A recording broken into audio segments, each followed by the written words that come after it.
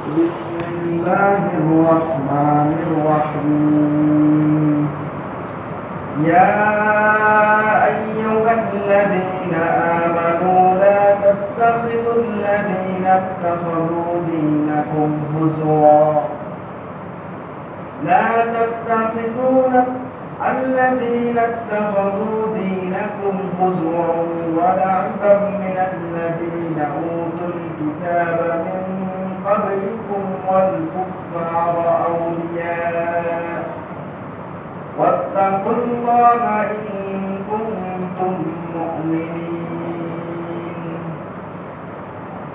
صدق الله المولانا العظيم وقال رسوله النبي الكريم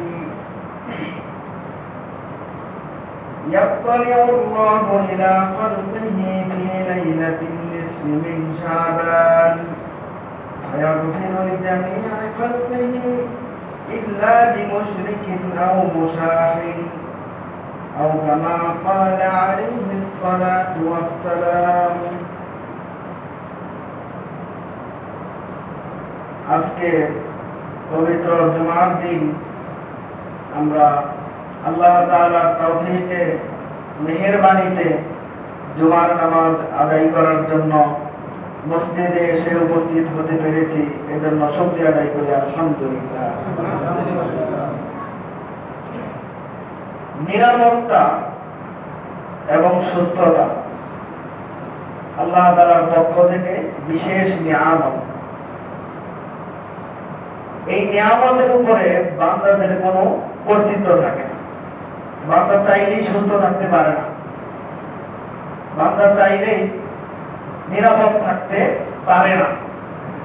একচ্ছত্র আল্লাহ তাআলার নিয়ন্ত্রণে এই বিষয়। অনেক বিষয় আছে, এর ভিতরে এটা একটা, এবং কিছু বিষয় যা আল্লাহ তাআলা বান্দার হাতে দেয় না, আল্লাহর হাতে দেয়। এর ভিতরে একটা মানুষের নিরাপত্তার বিষয়।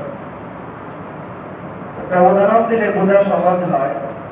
শুধু গার্ড থাকলেই নিরাপত্তা পাওয়া যায় বা স্বস্তি পাওয়া যায়, নিজের ভিতরের একটা আন্তরিক নিরাপত্তা বোধ অনুভব হয়।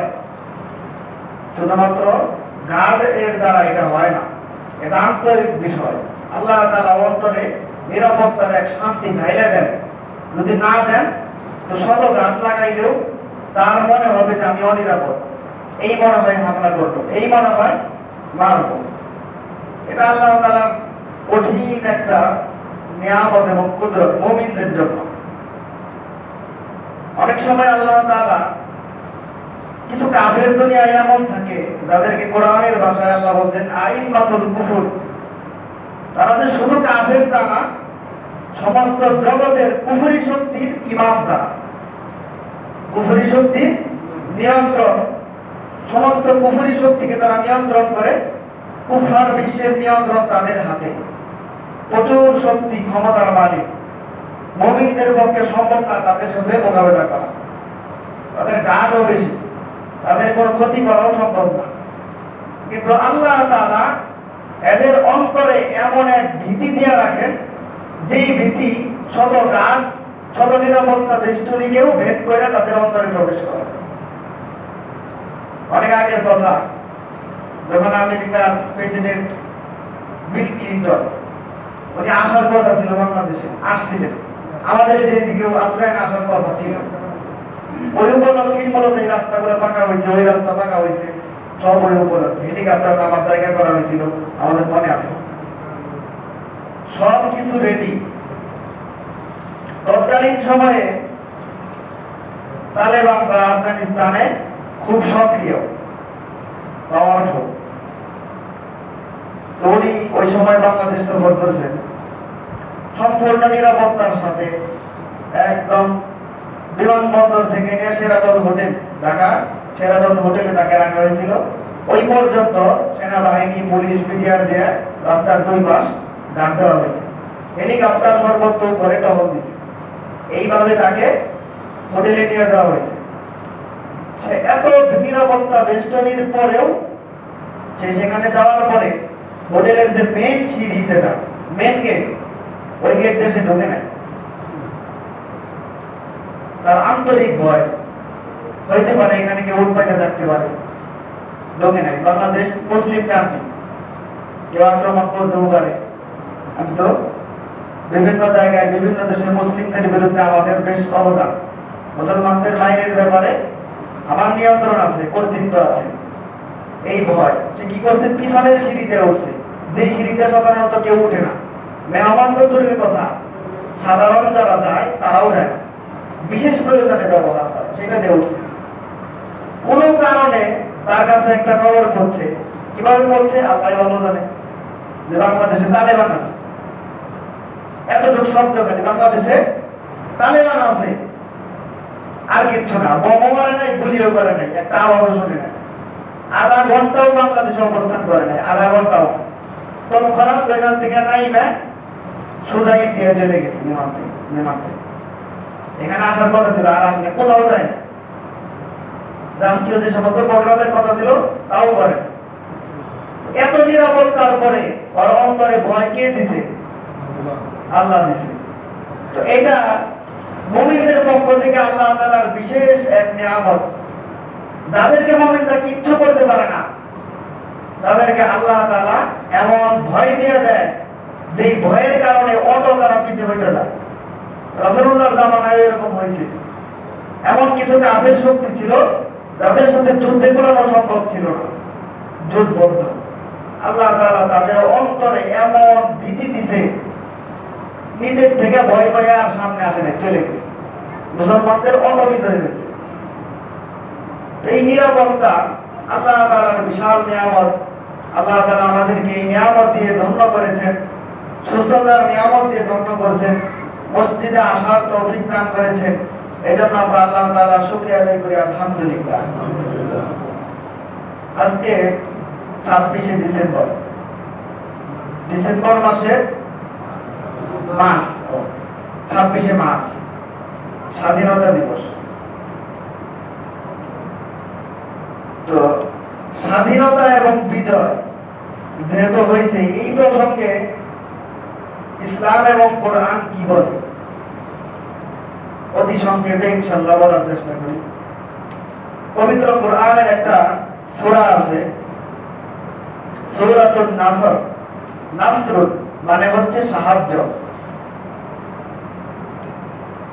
আল্লাহ তাআলা এই আয়াত সূরাটা নাযিল করে, ছোট্ট সূরা। আল্লাহ তাআলা বলেন, ইযা জাআ নাসরুল্লাহি ওয়াল ফাত, যখন আল্লাহর পক্ষ থেকে নাসর আসবে, সাহায্য আসবে, ওয়াল ফাত এবং বিজয় আসবে। এটা আল্লাহ তাআলা মক্কা বিজয় হওয়ার পূর্ব সুসংবাদ স্বরূপ এই সূরা নাযিল করেছিলেন। তো যদিও মক্কা বিজয়ের প্রেক্ষাপট কেন্দ্রিক, কিন্তু মুমিনদের জন্য কিয়ামত পর্যন্ত যত বিজয় আসবে, সব বিজয়ের পর মুমিনদের কর্মপন্থা, করণীয় কি হবে, তার দিক নির্দেশনা এই আয়াতে সূরার মধ্যে আল্লাহ তাআলা দিয়ে দিয়েছেন। আল্লাহর হাবিবকে আল্লাহ বলেন, ইযা জাআ নাসরুল্লাহি ওয়াল ফাত, আল্লাহর পক্ষ থেকে যখন সাহায্য এবং বিজয় আসবে, সায়াদখুলুনা ইযা রাআইতান নাস ইয়াদখুলুনা ফি দীনিল্লাহি আফওয়াজা, তখন আপনি দেখবেন লোকেরা দলে দলে আল্লাহর দ্বীনের মধ্যে মনোপ্রবেশ করতেছে। বিজয় যখন ইসলামের হবে, এটা একটা মূল নীতি। পবিত্র কোরআনে একটি মৌলিক কথা আছে, যার সারমর্ম হচ্ছে, দুনিয়াতে যাদের বিজয় তাদের জনসংখ্যা বেশি হবে। যাদের বিজয় হবে, বিজয় যাদের থাকবে, কর্তৃত্ব যাদের হাতে থাকবে, তাদের দলে মানুষ বেশি থাকবে। তো মক্কা বিজয়ের আগে মুসলিমদের সংখ্যা ছিল অল্প কিছু, সামান্য, যাদেরকে নিয়ে মাত্র 10,000 সাহাবী নিয়ে মক্কা বিজয় করা হয়েছে। 10,000 বিদায় হজের সময় 2.5 লক্ষের উপরে সাহাবীর সংখ্যা। সুবহানাল্লাহ। তো এটাই আল্লাহ বলছেন, ইযা জাআ নাসরুল্লাহি ওয়াল ফাত ওয়া রাআইতান নাস ইয়াদখুলুনা ফি দীনিল্লাহি আফওয়াজা। আগাম সুসংবাদ দিয়েছে, যখন বিজয় আসবে, মক্কা বিজয় যখন হবে, তখন দেখবেন লোকেরা দলে দলে ইসলামে ধাবিত হচ্ছে, ইসলাম গ্রহণ করতেছে। এমনকি যে সমস্ত বীর যোদ্ধারা ইসলামের শুরু জমানা থেকে নিয়ে বদর, উহুদ, খন্দক পর্যন্ত সব যুদ্ধে মুসলমানদের বিরুদ্ধে সেনাপতির ভূমিকা পালন করেছেন হযরত আবু সুফিয়ান রাদিয়াল্লাহু তাআলা আনহু, খালিদ বিন ওয়ালিদ রাদিয়াল্লাহু তাআলা আনহু সহ। উনি আরো আগে মুসলমান হয়েছেন। আবু সুফিয়ান রাদিয়াল্লাহু তাআলা আনহু তিনি সমস্ত যুদ্ধে মুসলিমদের বিরুদ্ধে মক্কা বিজয়ের আগে সকল যুদ্ধে সেনাপতির দায়িত্ব পালন করেছেন কাফেরদের পক্ষে। তিনি মুসলমান হয়ে গেছেন। তার স্ত্রী মুসলমান হয়ে গেছে। তার ছেলে হযরত মুআবিয়া রাদিয়াল্লাহু তাআলা আনহু আরো আগে মুসলমান হয়ে গেছে। তো এই সুসংবাদ আল্লাহ দিয়েছেন, এরা হচ্ছে ক্ষমতাবান, কর্তৃত্বওয়ালা, শক্তিশালী, কৌশলওয়ালা, যোদ্ধাবাজ। এদের কাছে সমাজের নিয়ন্ত্রণ ছিল। এরা যখন ইসলামে আসছে এদের সাথে দলে দলে মুসলমান হয়ে গেছে মানুষ। এটাই নিয়ম। যখনই কোন শক্তির বিজয় হয়, কোন শক্তি যখন রাষ্ট্র ক্ষমতায় যায়, তখন তাদের দলের লোকজনের সংখ্যা ভারী হয়ে যায়। যদিও প্রকৃত পক্ষে যদি জোর বল প্রয়োগ না করা হয় তাহলে হয়তো মানুষ অন্যকে সাপোর্ট করতে পারে, কিন্তু স্বাভাবিকভাবে তাদের জন্য সমর্থনটা বেশি পাওয়া যায়। যত ধনী সম্পদওয়ালা লোক আছে, কর্তৃত্ববান ক্ষমতাবান লোক আছে, তারা সবাই ক্ষমতাওয়ালাদের দলে হয়ে যায় তখন। কারণ যদি না যায় ঠিক মতো ব্যবসা করতে পারবে না, চলতে পারবে না। আমার হয়তো ব্যবসায় সমস্যা হলে আমার হয়তো 2-1 লাখ টাকা যাবে, সে কোটি টাকার ব্যবসায়ী, শত শত কোটি টাকার ব্যবসায়ী, তার একটা ব্যবসা বন্ধ হইলে শত কোটি টাকার লস, বাধ্য হয়ে যেতে হয়। এরকম বিভিন্ন কারণে, সামাজিক কারণে, বিভিন্ন কারণে মানুষ দলে দলে ওই দলভুক্ত হয়ে যায়। তো ইসলামটাও এরকম, বিজয় আসলে, ইসলামের যখন বিজয় হবে মানুষও ইসলামের মধ্যে প্রবেশ করবে। যখন এমন ঘটবে আল্লাহ তাআলার পক্ষ থেকে, যখন এই বিজয় আসবে, আল্লাহ তাআলা আয়াতের শেষ আয়াতে বলেন ফাসাব্বিহ বিহামদি রাব্বিকা ওয়াস্তাগফির। অতএব আপনি আল্লাহ তাআলার প্রশংসা করুন, শুকরিয়া আদায় করুন এবং ইস্তিগফার করুন। আল্লাহর রাসূল সাল্লাল্লাহু আলাইহি ওয়াসাল্লাম যদিও বেগুনাহ, গুনাহমুক্ত, মাসুম, কিন্তু এরপরও ইস্তিগফারের নির্দেশ দিয়েছেন। যদিও শাব্দিকভাবে বলছেন আল্লাহর রাসূলকে, উদ্দেশ্য হচ্ছে উম্মত, উদ্দেশ্য হচ্ছে কিয়ামত পর্যন্ত আগত সমস্ত উম্মতের জন্য আল্লাহর নির্দেশনা। যখন জালেমের বিরুদ্ধে কোন মাজলুমের বিজয় হবে, বিজয় পরবর্তী মাজলুমের কাজ হচ্ছে আল্লাহর দিকে ফিরে আসা, আল্লাহর শুকরিয়া আদায় করা, ইবাদতে নিমগ্ন হয়ে যাওয়া, আল্লাহর অবাধ্যতা ছেড়ে দেওয়া, বিজয়ের কারণে শুকরিয়া আদায় করা, আগে যা গুনাহ করছে, ভুল করছে, এই জন্য তওবা এবং ইস্তিগফার করা। এরকম উচিত না। আল্লাহ বিজয় দিয়েছেন, আল্লাহর দেওয়া বিজয় পায়া আল্লাহর দুশমনদের সাথে বন্ধুত্ব করলাম, এটা কোনো মুমিনের গুণ হতে পারে না। আল্লাহর দেওয়া বিজয় পায়া আল্লাহ তাআলার নির্দেশ অনুযায়ী যেমন হওয়ার কথা ছিল মুমিনের, তেমন না হইয়া, যেমন না হওয়ার কথা ছিল তেমন হইলাম, এইটা উচিত না। আল্লাহ তাআলা পবিত্র কোরআনে ইরশাদ করেন মুহাম্মাদুর রাসূলুল্লাহ ওয়াল্লাযীনা মাআহু আশিদ্দাউ আলাল কুফার রুহামাউ বাইনাহুম। মুহাম্মদ সাল্লাল্লাহু আলাইহি ওয়াসাল্লাম আল্লাহ তাআলার রাসূল এবং তিনার সঙ্গী সাথী যারা আছে সাহাবায়ে কেরাম, তারাও, তাদের একটা গুণ হচ্ছে আশিদ্দাউ আলাল কুফার। এরা কাফেরদের বিষয়ে কঠিন, কাফেরদের বিষয়ে নমনীয় নয়। রুহামাউ বাইনাহুম, তাদের মাঝে, মুমিনদের মাঝে পরস্পরে তারা রহিম, দয়াবান, বিনয়। অর্থাৎ মুমিনদের, সাহাবায়ে কেরামের, সাহাবীওয়ালা ঈমানের একটা গুণ হচ্ছে কাফেরদের প্রতি হবে কঠোর, মুমিনদের প্রতি হবে সদয়। আল্লাহ তাআলা আজকের সমাজ, মুসলমানদের ভিতরে ঝগড়া বিবাদ বেশি, ব্যক্তি থেকে ব্যক্তি, সমাজ থেকে সমাজ, গ্রাম থেকে গ্রাম, এমনকি থানা থেকে থানা পর্যায়ে, জেলা থেকে জেলা। এই জেলার মানুষ ওই জেলার মানুষকে দেখতে পারে না, গালাগালি করে, অনেক বলেই গালি দেয়। এই দেশের মানুষ আরেক দেশের মানুষকে গালি দেয়, দেখতে পারে না, দুইটাই মুসলিম কান্ট্রি। এর কারণ কি? মুফাসসিরিনে একরাম একটা সূক্ষ্ম কথা বলছেন যে আল্লাহ তাআলা আয়াতের ভিতরে আশিদ্দাউ আলাল কুফার, কাফেরদের প্রতি কঠোর হবে, এই কথা কেন আগে বললেন? আর মুমিনদের প্রতি সদয় হবে, এই কথা কেন পরে বললেন? মূলত তো কথা ছিল মুমিনদের কথাটা আগে আনা, কাফেরদের কথা পরে বলা। কিন্তু আল্লাহ বললেন উল্টা, কাফেরদের প্রতি কঠোরতার কথা আগে বললেন। মুফাসসিরিন ইকরাম লিখেছেন এর একটা কারণ হচ্ছে মুমিনদের মধ্যে পরস্পর যদি ভ্রাতৃত্ববোধ, সহানুভূতিশীলতা জাগ্রত করতে হয়, এর জন্য পূর্ব শর্ত হচ্ছে কাফেরদের বিরুদ্ধে কঠোর হইতে হবে। প্রত্যেকের পক্ষ থেকে, ব্যক্তি, সমাজ, রাষ্ট্র, সর্ব জায়গা থেকে কাফেরদের ব্যাপারে নমনীয় নয়, তাদের ব্যাপারে কঠোর থাকতে হবে। তাহলে নিজেদের ভিতরে মহব্বত সৃষ্টি হবে। কিন্তু আমাদের হয়েছে উল্টা, আমাদের কঠোরতা ভিতরে তো সবার দুইটা জিনিস থাকে, নরম, কঠিন। কঠিনটা যখন আমি জায়গা মতো ফিট করতে না পারছি, জায়গা মতো কাটাইতে না পারছি, তখন এটা আমাদের নিজেদের ভিতরে কেটে গেছে। এটা যদি আমরা ওইখানে কাটাইতে পারতাম তাহলে এরকম হতো না। একটা আয়াত তেলাওয়াত করেছি, আল্লাহ তাআলা বলেন ইয়া আইয়ুহাল্লাযীনা আমানু লা তাত্তাখিযুল্লাযীনা ইত্তাখাযু দীনাকুম হুজওয়া ওয়া লা'iবা। হে ঈমানদারগণ, তোমরা গ্রহণ করো না ওই সমস্ত লোকদেরকে যাদের কাছে ইসলামের কথা বললে, দ্বীনের কথা বললে, দ্বীন এবং ইসলামকে তারা ঠাট্টা, বিদ্রুপ, খেলতামাশার বিষয় হিসেবে গ্রহণ করে। ইসলামের কথা বললে তামাশা করে, হাসি দেয়, ঠাট্টা করে, বিদ্রুপ করে। এই সমস্ত এমন কাজ যারা করে, মিনাল্লাযীনা উতুল কিতাবা মিন ক্বাবলিকুম ওয়াল কুফফারা আউলিয়া, যে সমস্ত পূর্ববর্তী কিতাবী যারা আছে, কিতাবী বলতে যাদেরকে আল্লাহ কিতাব দিয়েছিলেন, যেমন ইহুদি, খ্রিস্টান, এদের কাছে, এদের পয়গম্বরের কাছে কিতাব আসছিল, এরা পরবর্তীতে বিকৃত করছে।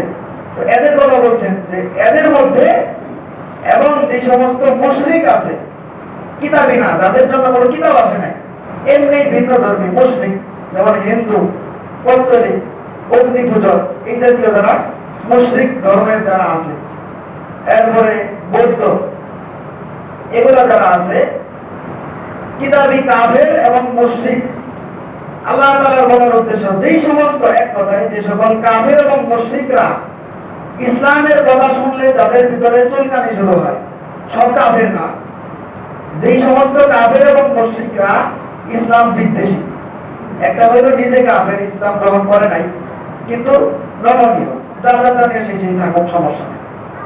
আরেক জাতি আছে কাফেরদের ভিতরে, নিজে তো মুসলমান না কিন্তু ইসলামের নাম শুনলেই শরীর চুলকায়। এই জাতীয় কাফের এবং মুশরিকদের ব্যাপারে আল্লাহ তাআলা বলছেন তোমরা তাদেরকে বন্ধু হিসাবে গ্রহণ করো না, ওলি হিসাবে গ্রহণ করো না। ওয়াত্তাকুল্লাহা ইন কুনতুম তুমিনুন, যদি তোমরা মুমিন হও তাহলে আল্লাহ তাআলাকে ভয় করো। অর্থাৎ এই বিষয়টা কোন মুসলমান নিজেকে মুসলমান দাবি করবে, মুসলমান দাবি করার পরে সে নিজের অন্তরঙ্গ বন্ধু হিসেবে গ্রহণ করবে কাফেরদের, এটা হতে পারে না। তাদের সাথে অপ্রয়োজনীয় বদ আচরণ করা যাবে না। যতটুকু প্রয়োজন মেলামেশা করার, লেনদেন করার, বেচা কেনার প্রয়োজন হইলে এটা করবে, কিন্তু তাদেরকে অন্তরঙ্গ বন্ধু বানানো যাবে না। কারণ মানুষের যার সাথে অন্তরঙ্গতা থাকে তার দ্বারা সে প্রভাবিত হয়, হয়তো প্রভাবিত নিজে করবে অথবা প্রভাবিত হবে, দুইয়ের একটা জায়গা খালি না। যদি প্রভাবিত হয় এক সময় ইসলাম সম্পর্কে তার অজ্ঞতার কারণে আর তার বন্ধুর কুফরির প্রভাবে সেই নিজেই এক সময় ইসলাম থেকে খারিজ হয়ে যাবে, আশঙ্কা আছে। এই জন্য এই সমস্ত বিষয়ে সতর্ক থাকার কথা আল্লাহ তাআলা বলেন। অসংখ্য কোরআনের বিভিন্ন জায়গায় আল্লাহ তাআলা এই বিষয়ে সতর্কতা করেছেন। আল্লাহ তাআলা বলেন ইয়া আইয়ুহাল্লাযীনা আমানু লা তাত্তাখিযুল ইয়াহুদা ওয়ান নাসারা আউলিয়া, এই ঈমানদারগণ তোমরা ইহুদি, নাসারা, কাফের, মুশরিক যারা আছে তাদেরকে অন্তরঙ্গ বন্ধু হিসেবে গ্রহণ করো না। কেন? বা'যুহুম আউলিয়া ও বা'য, এটা হচ্ছে একটা মৌলিক দর্শন ইসলামের। বা'যুহুম আউলিয়া ও বা'য, কাফেররা, খ্রিস্টান হোক, হিন্দু হোক, বৌদ্ধ হোক, যাই হোক, যত কাফের দুনিয়ায় আছে সবাই একে অপরের বন্ধু, সব কাফের এক। মুসলমানদের বিরুদ্ধে সমস্ত কাফের এক। হাদিসের ভিতরে আছে আল কুফরু মিল্লাতুন ওয়াহিদা, সমস্ত কুফার শক্তি একটা জনগোষ্ঠীর মতো। এগুলো বুঝে আসে না, উদাহরণ দিলে আরো সুন্দর বুঝে আসবে। আল্লাহ রাসূলের সময় খন্দকের যুদ্ধ, আমরা নাম শুনতে, গজওয়ে আহজাব, খন্দকের যুদ্ধ। ওই যুদ্ধটা হয়েছিল সমস্ত কাফের, মক্কার মুশরিকরা, ইহুদিরা, মদিনার ইহুদিরা, এরপরে অন্যান্য নাজরানের খ্রিস্টানরা, সব ইহুদি খ্রিস্টান মুশরিক সবাই মিলে ঐক্যবদ্ধভাবে মদিনায় আক্রমণ করেছে ইসলাম এবং ইসলামী রাষ্ট্র ধূলিসাৎ করে দেওয়ার জন্য। সবাই মিলে ঐক্যবদ্ধ হয়ে গেছে, যদিও তাদের ভিতরে মিল নাই। খ্রিস্টানরা বলে হযরত ঈসা আলাইহিস সালাম আল্লাহ তাআলার ছেলে, নাউজুবিল্লাহ। আর ইহুদিরা বলে হযরত ঈসা জারর সন্তান, আস্তাগফিরুল্লাহ। দুই দলই বাড়াবাড়ির শিকার। এমন মতবিরোধের মধ্যে কি পরিমাণ মতবিরোধ! একদল একজন মানতেছে আল্লাহর নবী, শুধু নবী না আল্লাহর সন্তান মানতেছে, আলিয়াযুবিল্লাহ। আরেকজন বলতেছে কিসের আল্লাহর সন্তান, এত জারর সন্তান, আস্তাগফিরুল্লাহ। এমন মতবিরোধ।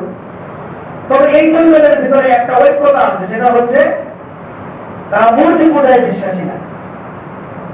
লাত, মানাত, উজ্জা, দুর্গা এসব পূজা করবে, এটাই তারা বিশ্বাসী না। আর মক্কার মুশরিক তারা না ঈসাকে মানে, না মুসাকে মানে, কাউরেই মানে না, না ইব্রাহিমকে মানে, কাউরেই মানে না। তারা মানে কি? মূর্তির পূজা, হুবলের জয়, উজ্জার পূজা করে, এগুলো তাদের মূর্তির নাম। মতবাদ, তিনটা মতবাদ সম্পূর্ণ ভিন্ন মেরুর, একটার সাথে আরেকটার কোনো মিল নাই, সম্পূর্ণ আলাদা, কিন্তু তারা এক হয়ে গেছে। কেন? মুসলমানকে মানতে হবে, ইসলাম শেষ করতে হবে। বর্তমান জামানায় এর নজির কম নাই। আফগানিস্তানে 50টার উপরে কাফের রাষ্ট্র, 50টা রাষ্ট্রের উপরে ঐক্যবদ্ধভাবে সৈন্যবাহিনী প্রেরণ করেছিল, এখনো আছে, কেউ কেউ চলেও যেতেছে। কেন? যাতে আফগানিস্তান মোল্লাদের দখলে না যায়, এক কথা। তালেবানদের বিরুদ্ধে যুদ্ধের জন্য। কারণ কি? এরা সব হুজুর, বেশিরভাগই হুজুর, এদের নেতৃত্বে যারা তারা হুজুর, আর এমনি সাধারণ যারা শিক্ষিত অশিক্ষিত সবই আছে। এরা যদি ক্ষমতায় যায়, এরা তো যে কোরআন সুন্নাহ বাস্তবায়ন করবে। এরা যে চুরি করলে চুরির হাত কাটবো, এরকম 10টা বিচার করলে সারা দেশে আর চুরি কাটবো না। জিনা করলে বাবা মেয়েরা হত্যা করে ফেলবে, অবিবাহিত হলে দুর্গা মারবে, 100 রাকাত করবে, পুরো এলাকার মানুষকে জমা করে জামে মসজিদের সামনে শাস্তি প্রয়োগ করবে। কেউ কাউরে হত্যা করলে অন্যায় ভাবে কেসাস নেওয়া হবে পুরো মহল্লার মানুষের সামনে। আমি যখন দেখবো সে একজন হত্যাকারী, আমার সামনে তাকে হত্যা করা হচ্ছে হত্যার দায়ে, আর কেউ আছে সাহস যে আমি আরেকজনকে হত্যা করব? নাই। 1 বছর শাসনকাল ছিল তালেবানদের, স্বাধীনভাবে তারা 1 বছর আফগানিস্তান শাসন করছে। পুরো 1 বছরের ইতিহাস সারা দুনিয়া থেকে তাদেরকে অবরোধ দেওয়া হয়েছে। বিশ্ব ব্যাংক তাদেরকে কোনো কিছু দেয় নাই, 1 পয়সা ঋণ দেয় না, তারা নিবেও না, সুদের টাকা তারা নেয় না। জাতিসংঘ অবরোধ দিছে, ইউরোপিয়ান যে সমস্ত ইউরোপিয়ান, ওটা কি বলে, ইউরোপিয়ান আলাদা একটা সংঘ আছে জাতিসংঘের মতো, এরা অবরোধ দিছে। গোটা দুনিয়ার কুফাররা অবরোধ দিছে। এমনকি মুসলিম কান্ট্রির মধ্যে শুধুমাত্র সৌদি, পাকিস্তান, কাতার এরকম 2-3টা রাষ্ট্র সমর্থন দিছে, আর সবাই অবরোধ দিছে। তাদের সাথে কেউ লেনদেন করে না আন্তর্জাতিক বাজারে। 1 বছর এইভাবে গেছে। তারা কারো মধ্যে ব্যবসায়ী চুক্তি করে নাই, তাদেরকে ভিসা দেয় নাই, তাদের কাছ থেকে আসতে দেয় নাই, 1 বছর গেছে, কিন্তু জমাইতে পারে না। কি হয়েছে বলা বল? ওই 1 বছরের ইতিহাস। তখন আফগানিস্তানের শাসনকর্তা ছিলেন মোল্লা মোহাম্মদ ওমর রাহিমাহুল্লাহ, উনি মারা গেছেন। ওনার শাসনামল 1 বছরে পুরো আফগানিস্তানে একটা ধর্ষণ মামলা হয় না। আদালত ছিল, ব্যাংক ছিল, স্কুল কলেজ ইউনিভার্সিটি সব ছিল, সবই চলছে। মেয়েরা মেয়েদের মতো আলাদা ইউনিভার্সিটিতে পড়ছে, সেখানে জানুয়ারি থেকে শুরু করে একেবারে হেড টিচার পর্যন্ত ম্যাডাম সবই মহিলা। পুরুষদের বিশ্ববিদ্যালয় ছিল, সেখানে দারোয়ান থেকে শুরু করে সব পুরুষ, মহিলা প্রবেশ নিষিদ্ধ। সব পড়ছে, আধুনিক শিক্ষা তারা সবই অর্জন করছে, কিন্তু মহিলাদের 100% মহিলা, পুরুষদের 100% পুরুষ। রাস্তায় বের হয়েছে তো পর্দার সাথে বের হয়েছে। কোনো জায়গায় ঘোষের কোনো ব্যবস্থা নাই, ধরা পড়ছে সাথে সাথে শাস্তি কার্যকর, জিনা করছে সাথে সাথে শাস্তি কার্যকর, চুরি করছে হাত কেটে দেওয়া হয়েছে সবার সামনে। 1 বছরে দেখা গেছে একটাও ধর্ষণ মামলা হয় নাই, একটা চুরির মামলা হয় নাই, একটা জিনার মামলা হয় নাই, কোন ধরনের বড় ধরনের কোনো অপরাধী হয় নাই। সারা দুনিয়া থেকে অবরোধ দেওয়ার পরেও তাদেরকে দমাইতে পারে নাই, অর্থনৈতিক ভাবে তাদের কিছুই হয়। কারণ কি? আল্লাহ তাআলা বিজয় দিয়েছেন, আল্লাহ তাআলা সাহায্য করেছেন এবং বিজয় দিয়ে দিয়েছেন তাদেরকে। আল্লাহর সাহায্য এবং বিজয় পাইলে দুনিয়ার মুখাপেক্ষী আর থাকতে হয় না, কোনো কিছু পরোয়া করতে হয় না, যার যত আছে সে তত চায়। তাদের অবস্থা এরকম, তাদের আনন্দ ছিল ইসলাম কায়েমের মধ্যে। যদি আল্লাহর জমিরা, তাদের একটা আশা ছিল কি, আমার জীবন যায় আফগানিস্তানের জমিনে যদি ইসলাম রাষ্ট্রীয়ভাবে প্রতিষ্ঠিত হয়, এটা আমার সফলতা, আর কিছু চাই না। আমার 3 বেলা মাংস দিয়ে ভাত খাইতে জরুরি না, শুকনা রুটি খাই আমি থাকতে পারি। ওরা রুটি খাইয়া তাজা মাংস যারা খাইছে আমেরিকা, ইউরোপ, আমেরিকা এবং রাশিয়ার সরকারদের বিরুদ্ধে, ওরা তরতাজা মাংস এবং সাপ, যে সমস্ত শক্তিশালী খাদ্য আছে ওরা খাইয়া যুদ্ধ করছে। আর ওরা যুদ্ধ করছে শুকনা রুটি খায়, গাছের পাতা খাইয়াও যুদ্ধ করছে, কিন্তু পারে না। এখন সর্বশেষ এতদিন সন্ত্রাসী সন্ত্রাসী বলছে, এখন কি হয়ে গেছে?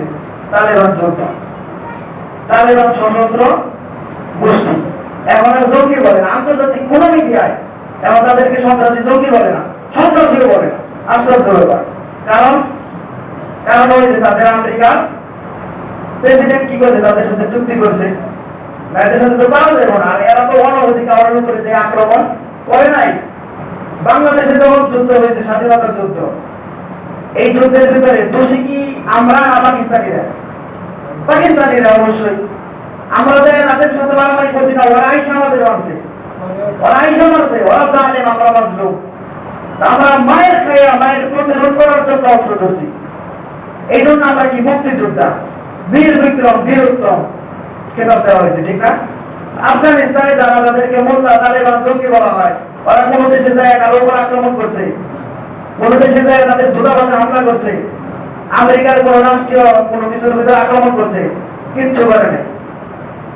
ওদের উপরে আক্রমণ করছে ওরা, ওদের আগে করছিল রাশিয়া, রাশিয়া চলে গেছে না, এরপরে আসছে ওরা। আর আইসা আক্রমণ করছে, ওরা প্রতিহত করছে, ওরা প্রতিহত করলো মায়ের খায়া। সারা দুনিয়ায় কাফেররা বললো ওরা জঙ্গি আর ওরা শান্তি রক্ষী, আমরাও বললাম ওরাই জঙ্গি ওরাই শান্তি রক্ষী। এটা কিছু হইল? আমার মনে আছে, আমারই মনে আছে, আরো যারা সিনিয়র আছেন আপনাদের আরো ভালো করে জানা থাকার কথা। একটা সময় ছিল বাংলাদেশে এই সমস্ত কথা বলা যায় না, মাঝে মধ্যে বলতে হয়, মানুষের ঈমান নিয়ে যাইতেছে। আল্লাহ তাআলা পবিত্র কোরআনে বলেছেন,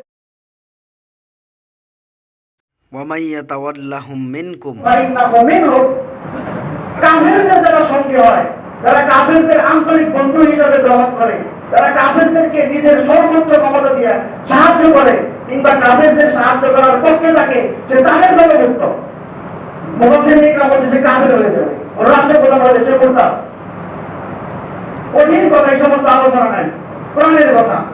আমার হাতে তাফসীর আছে, কোরআন আছে, সরাসরি সমস্ত কথা আছে, কোনো খবর নাই। এই জন্য এগুলো বলতে হয়।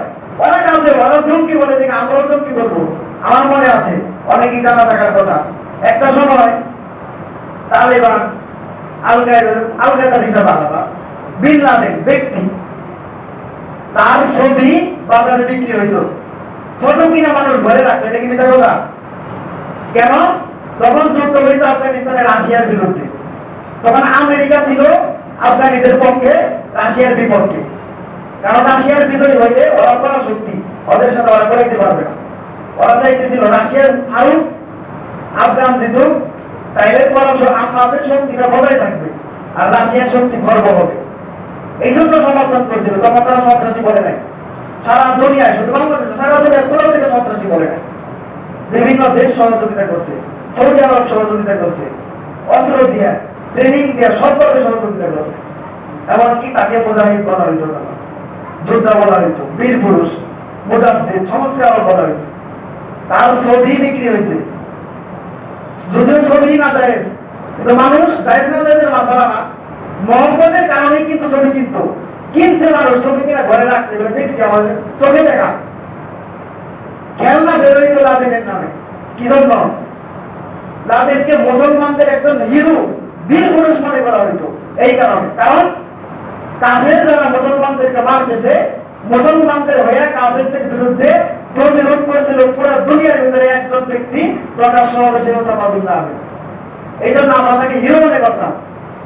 কিন্তু রাশিয়া যখন মায়ের হয়ে গেল, পলায় গেল আফগানিস্তান থেকে, আফগানিস্তান স্বাধীন হইল, পরবর্তীতে আমেরিকা আক্রমণ করলো, তখন সেই লাদেন হয়ে গেল সন্ত্রাসী। কিছুদিন আগে বীর পুরুষ ছিল, মুজাহিদ ছিল, নয়নমণি ছিল মুসলমানদের, এরপরে হয়ে গেল সন্ত্রাসী। কারণ ওই কাফেররা বলছে, বিবিসি বলছে সন্ত্রাসী, এজন্য সন্ত্রাসী। তালেবান জঙ্গি, এতদিন জঙ্গি ছিল না, যখন রাশিয়ার সাথে যুদ্ধ করছে, যখন আমেরিকার সাথে লাগছে তখনই জঙ্গি। তো তারা যখন কইছে আমরাও কই জঙ্গি। এখন আবার আমেরিকার সাথে চুক্তি হয়েছে, এখন ভালো, তারা যোদ্ধা, জঙ্গি না, সন্ত্রাসীও না, তারা যোদ্ধা। আমরাও কই যোদ্ধা, সবাই কই যোদ্ধা।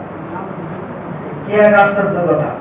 এগুলো সতর্ক থাকতে হবে। এগুলো মানুষের ইমানের সম্পর্ক, ইমানের সাথে সম্পর্ক। আফগানিস্তানে তারা কাউকে যায় মারে নাই। বাংলাদেশিরা যুদ্ধ করে যদি মুক্তিযোদ্ধা হয়, আফগানিরাও রাশিয়া এবং আমেরিকার বিরুদ্ধে যুদ্ধ করে মুক্তিযোদ্ধা। তারা তাদের অধিকারের জন্য যুদ্ধ করছে। তারা তো কোনো দেশে আক্রমণ করে নাই, কারো অধিকার খর্ব করে নাই। এমনকি আফগানিস্তানেও তো রাষ্ট্র ব্যবস্থা আছে, যদিও সীমিত, তাদের উপরেও তো তারা আক্রমণ করে নাই। এই সমস্ত জিনিস বুঝতে হবে। মুসলমানদের বন্ধুকে, শত্রুকে, শত্রু যারা, কাফের যারা, এই সমস্ত কাফেররা মুসলমানদেরকে ধূলিসাৎ করতে চায়, এই সমস্ত কাফেরদের ব্যাপারে আল্লাহ তাআলার নির্দেশ হচ্ছে এদেরকে বন্ধু হিসাবে গ্রহণ করা যাবে না, কোনোভাবেই যাবে না। আল্লাহ তাআলা অন্য আয়াতে বলে, লাতাজিদান্না আশাদ্দান নাসি আদাওয়াতান লিল্লাযীনা আমানু আল ইয়াহুদা ওয়াল্লাযীনা আশরাকু। রাসূলুল্লাহ সাল্লাল্লাহু আলাইহি সাল্লামকে বলেন, আল্লাহ তাআলা কসম করে বলছেন, লাতাজিদান্না, কসম, অবশ্যই আপনি ওই সমস্ত লোকদেরকে মুসলমানদের সবথেকে বড় শত্রু হিসেবে পাবেন যারা ইহুদি, এরপরে হচ্ছে ওই সমস্ত লোক যারা মুশরিক, হিন্দু, কাফের যারা, এরা মুসলমানদের প্রতি বেশি বিদ্বেষ প্রবণ অন্যান্য বিধর্মীদের চাইতে। এই জন্য এগুলোর ব্যাপারে আল্লাহ তাআলা সতর্ক থাকতে বলেছেন। তবে এর মানে এই না যে আমি মুসলমান সংখ্যাগরিষ্ঠ সংখ্যালঘুর উপরে আক্রমণ করবো, তার জায়গা বাইরে দেবো, তার এক হাত আইন দখল করে নেবো, এটা না। এটা হচ্ছে ওই কাফেরদের ভিতরে তাদের সাথে এই আচরণ যারা মুসলমানদের ধ্বংস চায়, আর যারা মুসলমানদের মধ্যে মিলেমিশে থাকে তাদের সাথে এই আচরণ না। তাদের সাথে হবে নমনীয় আচরণ, না অন্তরঙ্গ বন্ধু, না শত্রু, এই আচরণ। তার আমার কোনো কিছু তাকে হরণ করতেও দেওয়া যাবে না, তার কোনো কিছু হরণ করাও যাবে না। এই ব্যাপারে আবু দাউদ শরীফে বিশুদ্ধ হাদিস আছে, আল্লাহ রাসূল বলেন, আমার কোন উম্মত যদি সংখ্যালঘু অমুসলিম যে মুসলমানদের সাথে মিশে থাকে, নিরাপত্তা নিয়ে থাকে, তাদের উপরে যদি অন্যায়ভাবে আক্রমণ করে, তাদের জানমালের ক্ষতি করে, হাসরের ময়দানে আমি রাসূল আমার ওই উম্মতের বিরুদ্ধে আমি নিজে মামলা দায়ের করব। এই অন্যায় কেন করলো? এর কারণ কি জানেন? একজন মুসলমানের ঝগড়া হইলে মুসলমান ইমানের কারণে কোনো না কোনো সময় জান্নাতে যাবে জান্নাতে। তো ঝগড়া হইতে পারে কোনো না কোনো ওসিলায়। আমার সাথে ঝগড়া হয়েছে, আমি এক কারণে ধরা গেছি, তো আল্লাহ বলেছে তুই মাফ করে দিতে, ধরে মাফ করে। এই ওসিলায় দুজন মাফ পাওয়ার সম্ভাবনা আছে। কিন্তু যদি আপনি কোনো অমুসলিমের হক নষ্ট করেন, অমুসলিমের উপরে জুলুম করেন, তো অমুসলিম তো জান্নাতে যাবে না গ্যারান্টি। সে যখন জান্নাতে যাবে না, সে তো আর আপনার হাসরের ময়দানে মাফ করবে না। কথা বুঝতে পারছেন? এই জন্য আপনাকে জান্নাতে চলতেই হবে, চূড়ান্ত অবশ্যই চলতে হবে, এর কোনো ভাব নেই। এই জন্য অমুসলিমদের অধিকারের ব্যাপারেও সতর্ক থাকা, অমুসলিমদের সাথে ব্যবহার আচারের ক্ষেত্রেও সতর্ক থাকা, আবার তাদেরকে অন্তরঙ্গ বন্ধু হিসেবেও গ্রহণ না করা। আল্লাহ তাআলা বাড়াবাড়ি এবং ছাড়াছাড়ি উভয়টা থেকে মুক্ত থাকা, আল্লাহ তাআলা বিষয়গুলো বুঝে আমল করার তৌফিক দান করেন।